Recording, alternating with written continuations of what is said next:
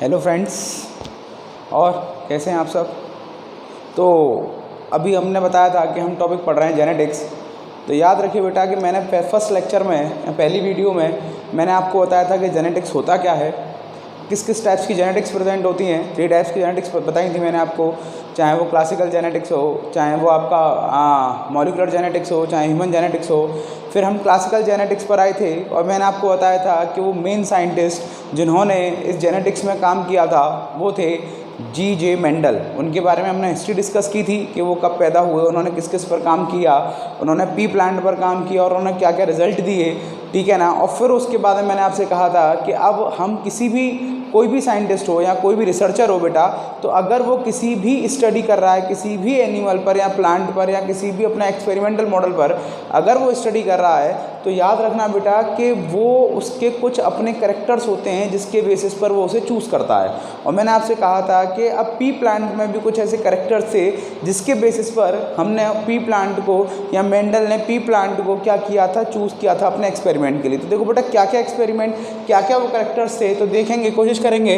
ठीक है, सबसे पहले कैरेक्टरिस्टिक्स ऑफ पी प्लांट। तो हम यहाँ पर उन कैरेक्टरिस्टिक्स की बात कर रहे हैं बेटा जो उस जेनेटिक्स के एक्सपेरिमेंट के लिए ज़रूरी थे या यूज़फुल थे, या उसने उनके बेसिस पर, उन क्राइटेरिया के बेसिस पर उसको चूज़ किया। क्लियर। तो देखो सबसे पहले कैरेक्टरिस्टिक्स क्या है बेटा कि it is an annual plant. याद रखिएगा बेटा, it is an annual plant. याद रखना क्या, कौन सा प्लांट है ये, एनुअल प्लांट। एनुअल प्लांट का मतलब क्या होता है, वो ऐसे प्लांट्स जो कि अपनी लाइफ साइकिल को एक सीजन में कंप्लीट कर लेते हैं, जो कि अपनी लाइफ साइकिल को एक सीजन में कंप्लीट कर लेते हैं। अब एक सीजन का मतलब क्या है कि अगर आपको पता हो तो प्लांट को हम उसके लाइफ साइकिल के बेसिस पर, आपको पता हो तो प्लांट को हम उसकी लाइफ साइकिल के बेसिस पर बेटा 3 क्राइटेरिया या 3 क्लासेस में डिवाइड करते हैं। अगर आपको याद हो तो प्लांट को हमने 3 क्राइटेरिया में, अगर आपको याद हो तो फर्स्ट चैप्टर में हमने पढ़ा था annual, biennial and perennial plant. अगर आपको याद हो तो हमने पढ़ा था एनुअल, बाइनियल एंड पेरिनियल। तो एनुअल कौन सा होता है, जिसमें कि वो अपनी लाइफ साइकिल को एक सीज़न या एक साल में कंप्लीट कर लेता है। बाइनियल पढ़ा था कि जिसमें वो प्लांट अपनी लाइफ साइकिल को 1 साल या 2 साल में कंप्लीट कर लेता है। और फ्लावरिंग भी जो है वो एनुअल प्लांट में एक बार होती है और बाइनियल प्लांट में भी एक बार होती है। That's why these plant are called monocarpic. Clear. और पेरिनियल प्लांट वो होते हैं जो कि काफ़ी सालों तक जीते हैं। तो बेटा याद रखो कि अगर हम किसी भी स्टडी कर रहे हैं, किसी प्लांट की स्टडी कर रहे हैं और हमको अगर उसमें हमने कोई चेंज किया, फॉर एग्जांपल अगर थोड़ा सा आपको पता होगा, 10th क्लास में आपने पढ़ा होगा कि एक क्रॉस कराया था टॉल प्लांट और डॉर्फ प्लांट के बीच में, और उन्होंने फिर उसके क्या देखे थे, प्रोजेनी देखी थी, F1 जनरेशन देखी थी, F2 जनरेशन देखी थी। तो बेटा F1 F2 जनरेशन को जब उन्होंने देखा तो याद रखो कि उन्होंने जो वो अपना जो रिजल्ट देखेंगे वो नेक्स्ट जनरेशन में देखेंगे। और नेक्स्ट जनरेशन अगर मान लीजिए कोई ऐसा प्लांट चूज़ करें जो पेरिनियल हो, जिसका मैच्योराइजिंग फेज ही जो है वो अगर 50 साल या 100 साल का होगा, तो बेटा साइंटिस्ट कोई एक चालू करेगा और रिजल्ट भी बेचारा अपनी पूरी लाइफ में एक बार नहीं देख पाएगा। तो इसीलिए इसके प्लांट की लाइफ साइकिल क्या थी, एक सीजन की थी। तो वो अगले सीजन में हम अपने उन रिजल्ट्स को देख सकते थे। क्लियर। अब नेक्स्ट अगर हम बात करें, ये बात समझ में आ गई तो बेटा कि क्या था, एनुअल प्लांट था तो अपनी लाइफ साइकिल को एक सीजन में कंप्लीट कर लेता था। तो जितने भी क्राइटेरिया थे या जितने भी आपके रिजल्ट थे वो काफ़ी जल्दी आपको ऑब्जर्व हो जा रहे थे। क्लियर। नेक्स्ट क्या है कि दिस प्लांट इज मोनोशियस और bisexual. You know the what is the means of the bisexual. Bisexual का मीन्स होता है बेटा प्लांट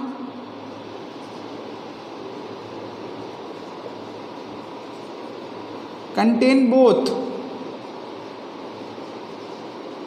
male and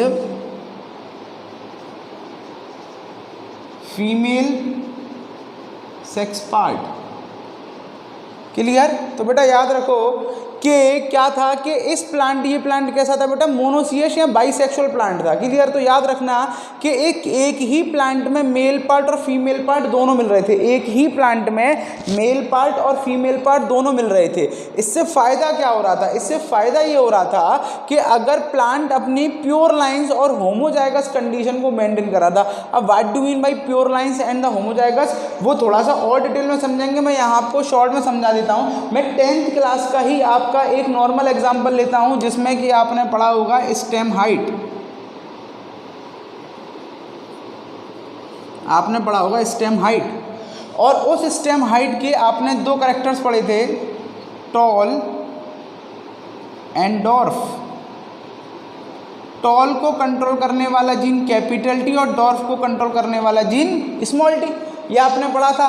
तो बेटा याद रखो कि अगर आप कैपिटल टी और स्मॉल टी आप इस तरीके से लिखते हैं, अगर जो डोमिनेंट कैरेक्टर है वो एक साथ है और रिसेसिव कैरेक्टर एक साथ है, तो दिस कंडीशन इज कॉल्ड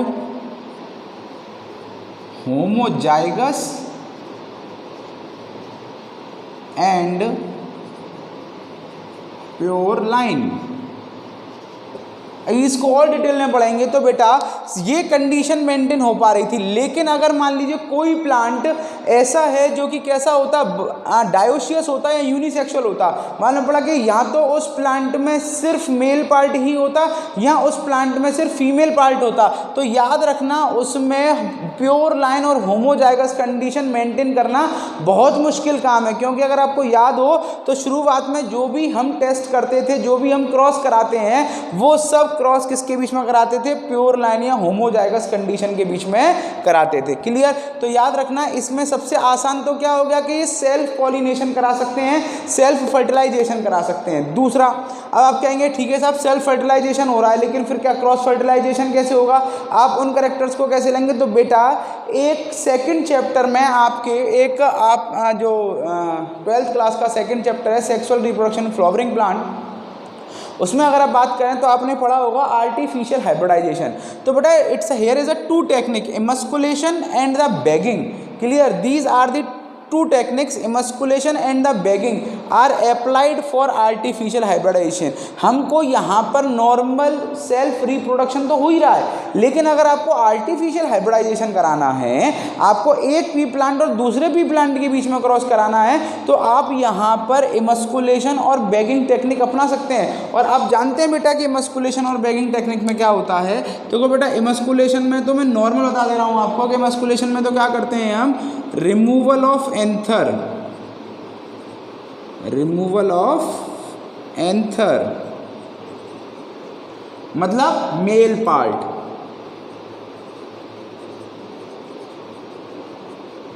और बैगिंग का मतलब क्या होता है,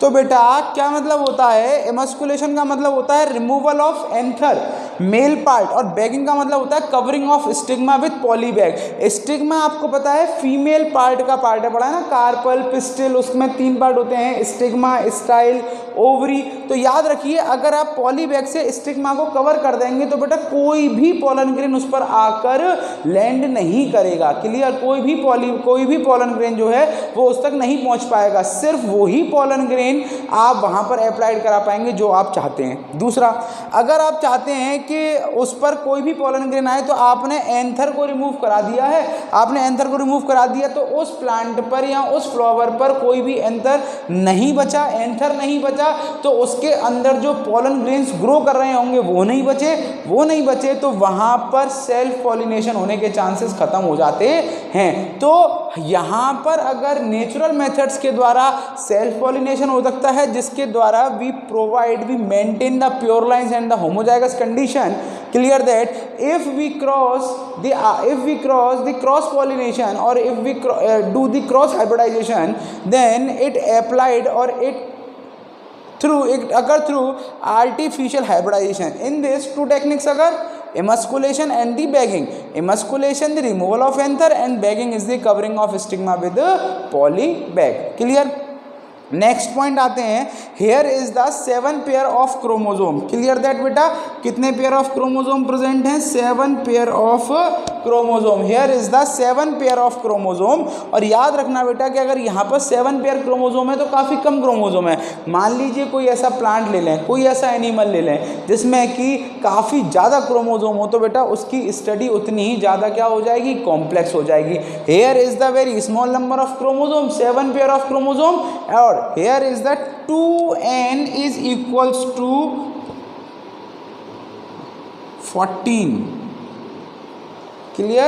2n is equals to 14. समझ में आ गया? तो हेप्लॉइड सेट क्या हो गया? 7. तो here is a 7 pair of chromosome. तो स्टडी कैसी हो जाएगी बेटा? इजी हो जाएगी. और last but the least character, क्योंकि मेंडल के अपने डाटा को लाने के लिए जो सबसे अच्छी चीज़ मिली थी उनको क्या मिली थी? Contrasting characters are present. Contrasting characters का मतलब क्या होता है? फॉर एग्जांपल, जैसे मैं अगर आपसे बात करूं इसी बोर्ड की, तो आप देख रहे होंगे व्हाइट बोर्ड पर आपको ब्लैक इंक काफ़ी अच्छी तरीके से दिखाई दे रही है. लेकिन अगर मैं इसी व्हाइट बोर्ड पर जितना लाइट कलर यूज़ करूंगा, मैं जितना इसको लाइट कलर दूंगा, मैं वो आपको उतना ही कम विजिबल होगा. इसका मतलब क्या है बेटा कि अगर कोई भी चीज़ मौजूद है उसका अच्छा खासा differentiation is called contrasting character. For example, जैसे मान लीजिए कि मैंने अभी आपको एक एग्जांपल दिया स्टेम हाइट वाला, मैं आपको स्टेम हाइट का ही एग्जांपल देता हूं. मान लीजिए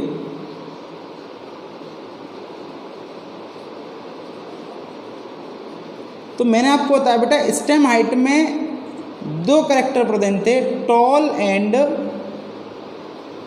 डॉर्फ. मान लीजिए कि टॉल वाले प्लांट की, for example let us consider, ठीक है ना, तो टॉल वाले प्लांट की जो हाइट है वो है 6 फीट और डॉर्फ वाले प्लांट की कितनी है? 4 फीट. तो ये लेट अस कंसीडर, मान लीजिए कि ये कोई ज़रूरी नहीं है, ये कहीं आप ऐसा ये नहीं है कि सर ने कहा कि भैया ये 6 फीट और 4 फीट यहाँ तो प्लांट ऐसा नहीं है, ये मैंने मान लिया है. मान लीजिए कि टॉल प्लांट जो है वो 6 फीट और डॉर्फ प्लांट जो है वो 4 फीट. तो आपको जो पी प्लांट की वैरायटीज़ मिलेगी उसमें अगर स्टेम हाइट आपको मिल रहा है तो स्टेम हाइट या तो आपको 6 फीट का प्लांट मिलेगा या 4 फीट का मिलेगा. बेटा इससे फ़ायदा क्या है कि आप अच्छे खासा डाटा जो है वो यूज़ कर सकते हैं. नॉर्मली एक देखा होगा प्रोबेबिलिटी में क्या होता है कि इसके आने के चांस इतने हैं और इसके आने के चांस इतने हैं. तो बेटा याद रखना कि जो भी चांस मटेरियल है या जो भी चीज़ इवेंट है, जो भी चांस इवेंट है, वो अगर जितना हमको क्लियर होगा डाटा हमारा उतना ही अच्छा आएगा. मान ली फॉर एग्जांपल कि मान लीजिए कोई प्लांट अब इन दोनों को क्रॉस कराओ तो भी अगर कोई मान लो 5.5 फीट का आ रहा है, कोई 5 फीट का आ रहा है, कोई 5.25 फीट का आ रहा है, कोई 5.25 फीट का आ रहा है, कोई 4.5 फीट का आ रहा है, अगर इस तरीके से रिजल्ट आने लगे, इंटरमीडिएट करेक्टर्स आने लगे, तो यहाँ पर जो कैलकुलेशन है, जो रेशियो है, जो डाटा है, जो स्टैटिक्स उसने यूज़ की थी वो काम नहीं कर पाई थी. आपको याद हो मैंने पिछले लेक्चर में आपको बताया था बेटा कि मेंडल ने 2 प्लांट्स पर और काम किया था, लेवलैप प्लांट और हॉकवीड. तो याद मैंने आपको बताया बेटा, याद रखना लेवलैप प्लांट में क्या होता है कि इंटरमीडिएट करेक्टर्स आ जाते हैं. क्या आ जाते हैं? इंटरमीडिएट करेक्टर्स आ जाते हैं. क्लियर? एवरेज रेशियो आता है. और लेकिन मेंडल के प्लांट में एवरेज रेशियो नहीं आता. क्लियर? अगर मान लीजिए कोई प्लांट 6 फीट का है और कोई प्लांट 4 फीट का है, इन दोनों को अगर आप क्रॉस कराएंगे तो कोई भी रिजल्ट ऐसा नहीं आएगा कि 5.5 फीट का आ गया, 5 फीट का आ गया, 5.25 फीट का आ गया. या तो वो 6 फीट वाला आंसर आएगा या वो 4 फीट वाला आंसर आएगा. तो here is the contrasting characters are present, it is the main base. Clear? और याद रखना ये वो मेन करेक्टर्स हैं जिसके बेसिस पर पी प्लांट को as a experimental model choose किया गया. क्लियर? अब आपको अगर याद हो तो मैंने आपको पिछले लेक्चर में बताया था, बेटा कि उसने सबसे पहले 34 वेराइटीज़ को चूज़ किया, फिर उसके बाद में उसने कितना 22 वेराइटीज़ को चूज़ किया, लेकिन फाइनली वो कितने वेराइटीज़ पर काम किया, 7 वेराइटीज़। अगर आप एनसीईआरटी पढ़ेंगे बेटा तो आपके एनसीईआरटी में टेबल दे रखी है और इस टेबल में 7 कैरेक्टर्स दे रखे हैं। क्या दे रखे हैं बेटा, 7 कैरेक्टर्स दे रखे हैं। क्लियर। और याद रखना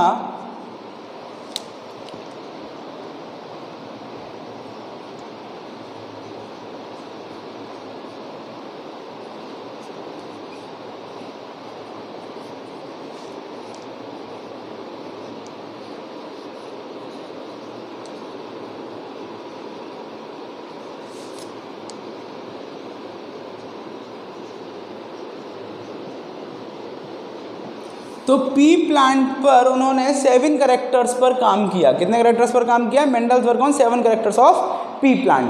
हर किसी कैरेक्टर के अपने या हर किसी ट्रेड के अपने 2 कैरेक्टर, 2 ट्रेड थे, ठीक है ना, हर किसी अपने। For example stem height, for example stem height. Clear. अब याद रखना स्टेम हाइट अपने आप में एक कैरेक्टर है और उसके जो 2 ट्रेट आते हैं, टॉल एंड डॉर्फ, जिसमें टॉल जो है वो डोमिनेंट है और डॉर्फ जो है वो रिसेसिव है। एक करेक्ट मान लीजिए करेक्टर ये हो गया। दूसरा करेक्टर मैं आपको पूरे 7 को तो आपको पता ही है, एनसीईआरटी में आपके उसमें टेबल में दे रखा है और टेबल में दे भी रखा है डोमिनेंट कौन सा, रिसेसिव कौन सा है। हम समझेंगे बेटा कि डोमिनेंट क्या होता है और रिसेसिव क्या होता है। क्लियर, आप लोगों को पता होगा लेकिन फिर भी और थोड़ा सा अच्छा से डिटेल में समझेंगे। और दूसरा मान लीजिए कि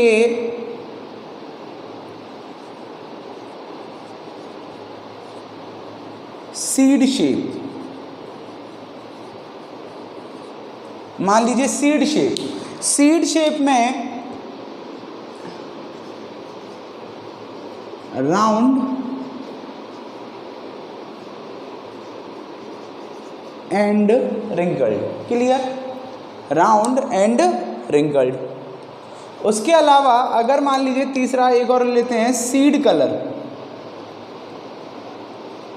सीड कलर, तो सीड कलर में जो डोमिनेंट था वो कौन सा था, येलो, और रिसेसिव कौन सा था, ग्रीन। सीड समझते हैं ना। अच्छा एक और ले लेते हैं यहाँ पर, एक और मैं आपको बता देता हूँ, पॉड कलर। पॉड समझते हैं ना आप बेटा, पॉड होता है वो फली जो आपने देखा होगा, अगर मटर छीलते हैं तो जो मटर का छिलका प्रेजेंट होता है उसको हम पॉड कहते हैं। क्लियर, तो पॉड में डोमिनेंट जो है वो है ग्रीन और रिसेसिव है आपका येलो। तो ये कैरेक्टर्स आपके प्रेजेंट थे, 3 और प्रेजेंट थे, flower position, clear, pod shape और फ्लावर कलर, ठीक है ना। तो 3 और प्रेजेंट थे, वो आपके एनसीईआरटी में दे रखे हैं, आप और देख लीजिएगा, मैंने आपको समझाने के लिए बता दिया बेटा। तो अब बात ये है कि आप बहुत से लोग क्या सोचते हैं कि 7 कैरेक्टर्स थे और 7 ही क्रोमोसोम्स थे। भाई मैंने अभी आपको बताया कि पी प्लांट पर 7 पेयर ऑफ क्रोमोसोम प्रेजेंट है और मैंने आपको बताया कि यहाँ पर इन्होंने 7 कैरेक्टर्स चूज़ किए। तो लोग ये मानते हैं कि भाई हर एक क्रोमोसोम पर एक कैरेक्टर मौजूद था, लेकिन ऐसा बेटा नहीं था। याद रखिएगा, हर क्रोमोसोम पर हर कैरेक्टर मौजूद नहीं था, याद रखिएगा। तो यहाँ पर अगर हम बात करें तो all 4 characters,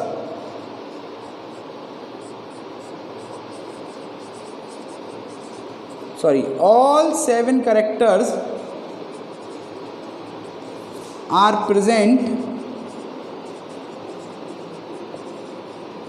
on 4 chromosomes, 4 different chromosomes।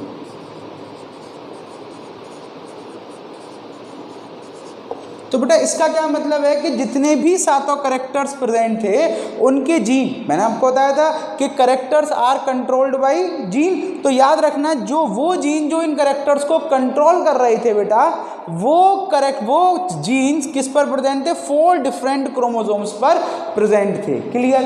अब वो कौन कौन से क्रोमोसोम्स थे याद रखिएगा, वो मैं आपको बता देता हूँ वो कौन कौन से क्रोमोसोम्स थे।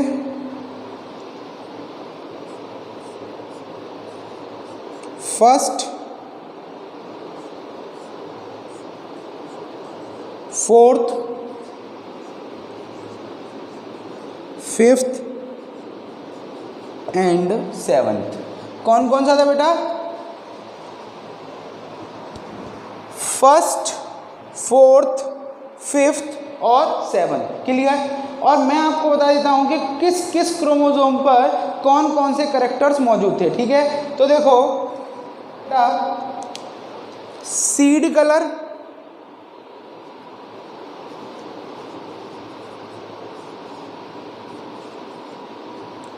कॉमा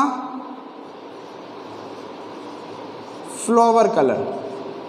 सीड कलर और फ्लावर कलर किस कौन से क्रोमोसोम पर थे, 1st पर। क्लियर। 4th पर अगर हम बात करें तो 4th पर अगर हम बात करें pod shape,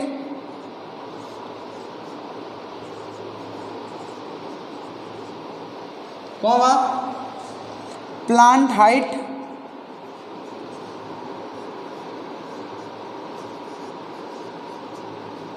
and flower position.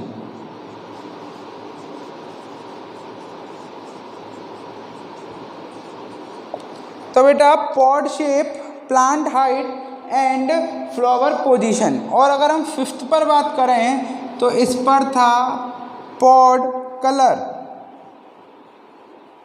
कौन सा था, 5th पर था पॉड कलर। और 7th क्रोमोसोम पर कौन सा था, सीड शेप। कौन सा था बेटा, सीड शेप। तो याद रखिए उन्होंने जो करेक्टर्स लिए थे 7 करेक्टर्स, उनमें के आपको हर करेक्टर्स का एक कॉन्ट्रास्टिंग करेक्टर या कॉन्ट्रास्टिंग करेक्टर्स प्रेजेंट थे। फॉर एग्जांपल अगर स्टेम हाइट की बात करें तो टॉल एंड डॉर्फ, या तो वो टॉल मिलेगा डॉर्फ मिलेगा। अगर सीड शेप की बात करें तो राउंड मिलेंगी या रिंगल्ड मिलेंगी। अब ये सब 7 करेक्टर जो हैं वो अलग अलग 7 क्रोमोसोम पर प्रेजेंट नहीं थे बेटा, वो सिर्फ 4 क्रोमोसोम पर प्रेजेंट थे। वो 4 क्रोमोसोम कौन कौन से थे, 1st, 4th, 5th and 7th and all are present in pair, 1st pair, 4th pair, 5th pair and the 7th pair। Clear. तो याद रखना बेटा seed colour, flower colour 1st वाले पर, pod shape, plant height, flower position 4th वाले पर, pod colour 5th वाले पर एंड सीड शेप 7th वाले पर। इतनी बात क्लियर हो गई। अब इसके बाद में हम पढ़ते हैं नेक्स्ट के कौन मेंडल्स ने जो करेक्टर्स क्रॉस किए थे वो करने के बाद में क्या क्या उनके रिजल्ट आए और उन्होंने क्या क्या स्टेटमेंट दिए। Okay,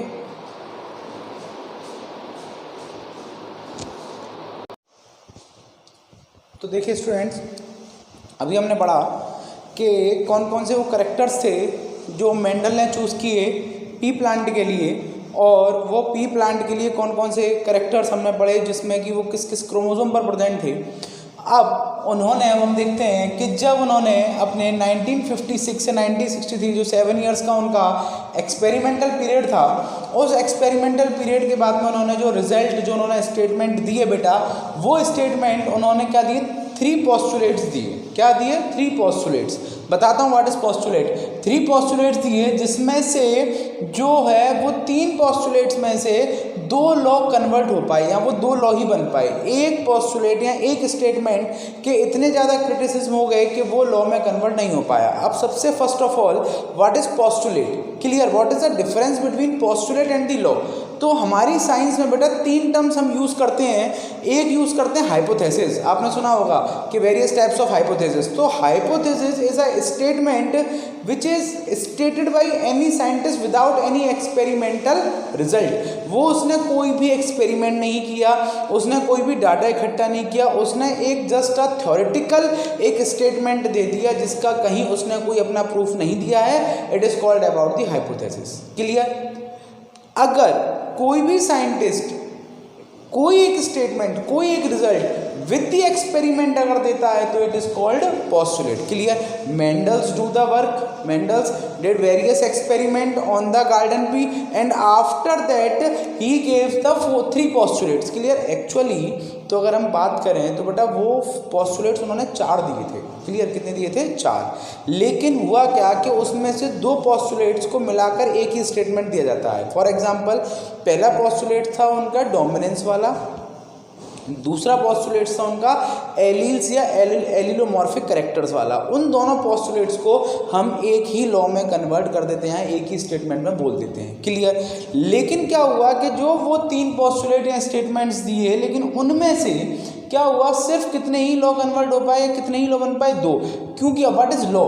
law is a statement और the any result which is accepted by all. अगर वो आपने मान लीजिए कि मैंने कोई बात कही और मैंने उसका प्रूफ दिया, अब आप लोग क्या करेंगे कि उस सब प्रूफ को क्या करने की कोशिश करेंगे? चैलेंज करने की कोशिश करेंगे कि नहीं साहब आपकी बात सही है या गलत है। अगर मेरी बात हर कोई मान लेता है कि नहीं इन्होंने ये कहा ये सब चीज़ पर सही है, तो वो क्या हो जाएगा बेटा? वो लॉ बन जाएगा। क्लियर। जैसे आपने केमिस्ट्री में पढ़ा होगा चार्ल्स लॉ, बॉयल्स लॉ, ठीक है ना। लेकिन कुछ कंडीशंस के साथ में अगर आप कहते हैं कि ये कंडीशन चेंज कर दो तो ये स्टेटमेंट भी चेंज हो जाएगा। सेम अगर सभी लोग उस स्टेटमेंट को मान लेते हैं, it is law. But a statement, a result which is given by any scientist with the experimental proof, it is called postulate. Clear? तो याद रखिए बेटा कि वो 2 लॉ में कन्वर्ट हो पाया। अब दूसरी बात, इसको इन सब पोस्टुलेट्स और लॉ को जानने से पहले हम कुछ टर्म्स हैं, हम कुछ करेक्टर्स हैं, हम कुछ स्टेटमेंट्स है जो थोड़ा समझ लेते हैं, जिससे हमें आसानी होगी इन सब करेक्टर्स को समझने के लिए। तो देखो सबसे पहली चीज़ क्या है कि कोई भी करेक्टर जो कंट्रोल होता है, किसके द्वारा कंट्रोल होता है बेटा? जीन के द्वारा होता है। हमको पता है, क्योंकि मैंने अभी आपको पिछले लेक्चर में बताया था कि वो जीन्स जो हमारे क्रोमोसोम्स पर प्रेजेंट होते हैं, वही क्रोमोसोम्स ट्रांसफ़र होते हैं फ्रॉम आवर पेरेंट्स टू हम में। क्लियर। और उन्हीं क्रोमोसोम्स पर क्या प्रेजेंट है बेटा? जीन्स प्रेजेंट है, जो सब वो कैरेक्टर जो हमारे अंदर एक्सप्रेस हो रहे हैं, चाहे वो हमारे पेरेंट्स से मिल रहे हों, चाहे वो पेरेंट्स से नहीं मिल रहे हों, वो सभी कैरेक्टर्स किससे कंट्रोल होंगे? जीन से। नेक्स्ट वाले चैप्टर में हम ये समझेंगे कि किस तरीके से वो कैरेक्टर्स और जीन्स का रिलेशन आता है। क्लियर। अभी हम ये समझते हैं कि जीन्स जो है वो कैरेक्टर्स को कंट्रोल करता है। अब फॉर एग्जाम्पल सबसे छोटा सरल सिंपल एग्जाम्पल बेटा मैंने आपके लिए लिया है, क्योंकि 10th क्लास में जो एग्जाम्पल पढ़ाया मैं उसी को आगे लेके चल रहा हूँ, और वो एग्जाम्पल लिया है स्टेम हाइट। तो बेटा स्टेम हाइट एक करेक्टर है जो कंट्रोल्ड होता है किससे? जीन से। अब जीन्स की कितनी फॉर्म प्रेजेंट है? 2, capital T and small t. Clear. तो देखिए बेटा stem height present as a character, और यहाँ पर उसके 2 ट्रेड प्रेजेंट हैं, टॉल एंड डॉर्फ। जैसे फॉर एग्जांपल मैंने आपको बताया कि मैंने एक कंसीडर कर लिया था कि टॉल जो है वो 6 फीट हाइट का होगा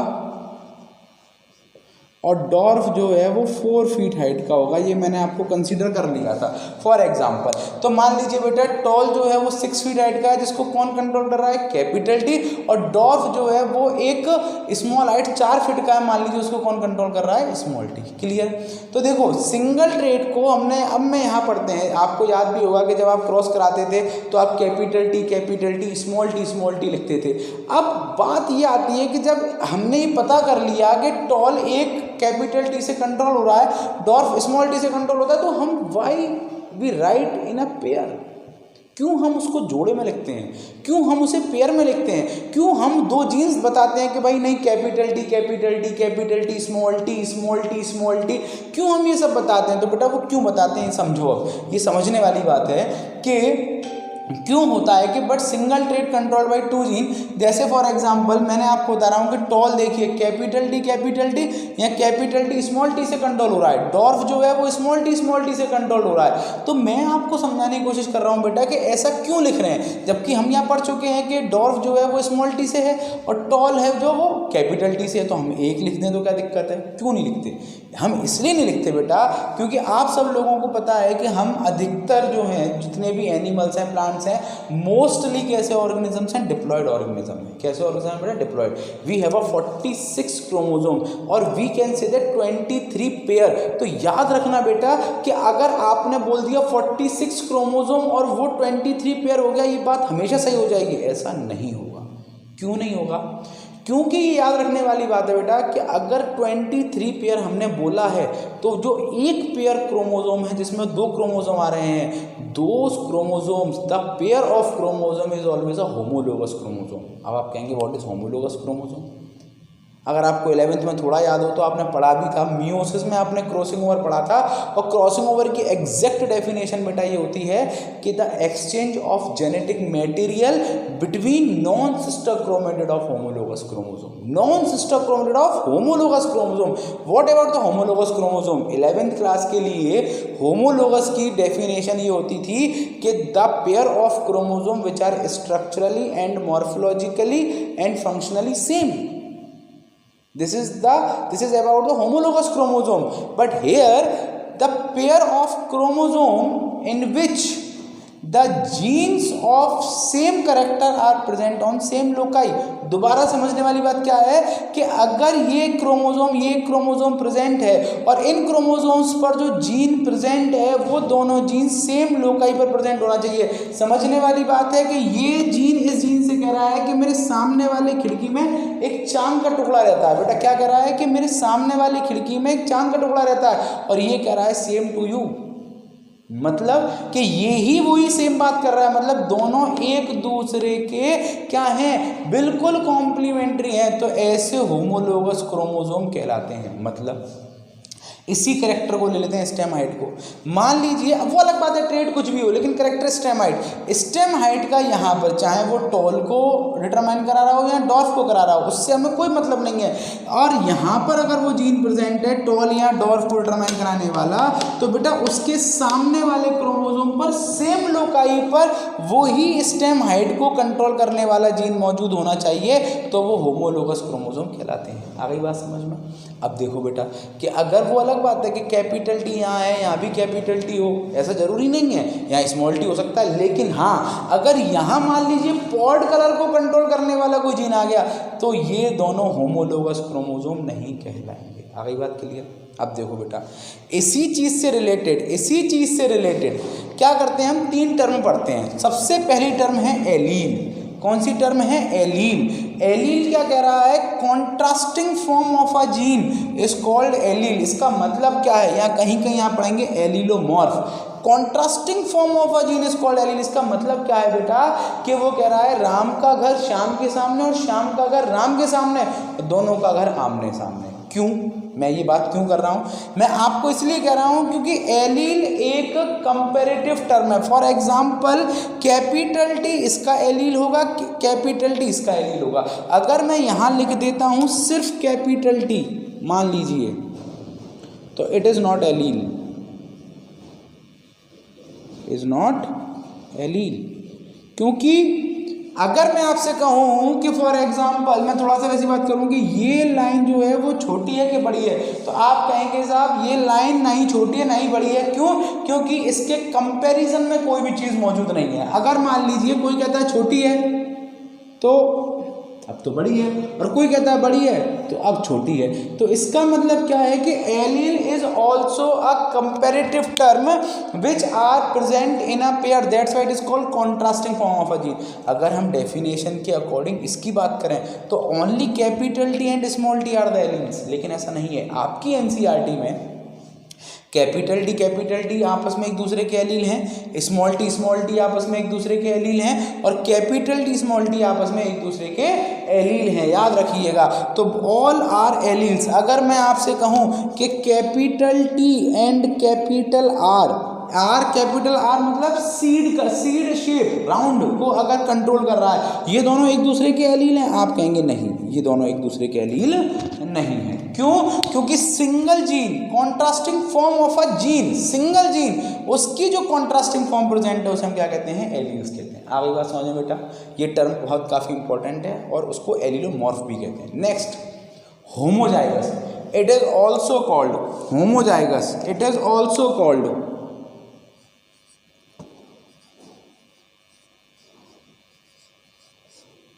प्योर लाइन। मैंने आपको बताया था homozygous is also called pure line. What is homozygous condition? देखिए same form of a gene is called homozygous. Same form का मतलब क्या है कि अगर मान लीजिए यहाँ पर डोमिनेंट जीन मौजूद है तो यहाँ पर भी कौन सा मौजूद हो? डोमिनेंट हो। यहाँ पर अगर रिसेसिव मौजूद है तो यहाँ पर कौन सा मौजूद हो? रिसेसिव हो। Same form of a gene present हो तो उसे क्या कहते हैं? होमोजाइगस। क्लियर? इफ द बड़े मियाँ प्रेजेंट टुगेदर एंड द छोटे मियाँ present together both are condition is called homozygous condition. Clear? बड़े मियाँ एंड द छोटे मियाँ इट्स कॉल्ड। क्लियर? नेक्स्ट आता है हेट्रोजाइगस। बेटा नेक्स्ट कौन सा आता है? हेट्रोजाइगस।